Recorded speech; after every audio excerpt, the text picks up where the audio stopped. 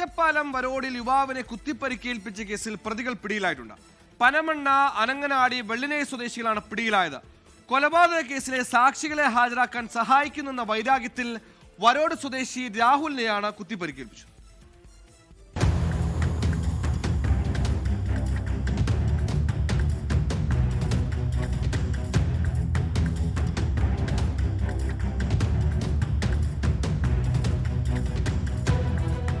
വ്യാഴാഴ്ച വൈകിട്ട് 6 മണിക്ക് വരോട് കുണ്ടുപറമ്പ് ജംഗ്ഷനിൽ വെച്ചാണ് ബൈക്കിലെത്തിയ സംഘം വരോട് സ്വദേശിയായ രാഹുലിനെ തടഞ്ഞു നിർത്തി കഴുത്തിൽ കുത്തിപ്പരിക്കേൽപ്പിച്ചത്.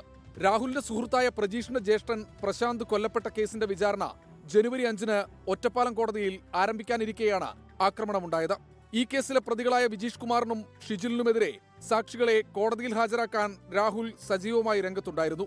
ഇതിന്റെ വൈരാഗ്യമാണ് ആക്രമണത്തിലേക്ക് നയിച്ചത്. സംഭവത്തിൽ 3 പേർ അറസ്റ്റിലായി. പനമണ്ണ സ്വദേശി വിജീഷ് കുമാർ, അമ്പലവട്ടം സ്വദേശി ഷിജിൽ, വെള്ളിനേഴി അടയ്ക്കാപുത്തൂർ സ്വദേശി വൈശാഖ് എന്നിവരെയാണ് പോലീസ് അറസ്റ്റ് ചെയ്തത്. 1-ാം പ്രതിയായ വിജീഷാണ് രാഹുലിനെ കുത്തിയതെന്ന് പോലീസ് പറഞ്ഞു. സംഭവത്തിൽ കേസെടുത്ത് അന്വേഷണം ആരംഭിച്ച പോലീസ് സൗത്ത് പനമണ്ണ വായനശാല ഭാഗത്തു നിന്നും വിജീഷ് കുമാറിനെയും ഷിജിലിനെയും തൃശൂർ ചാലക്കുടിയിൽ നിന്നും വൈശാഖിനെയും പിടികൂടുകയായിരുന്നു.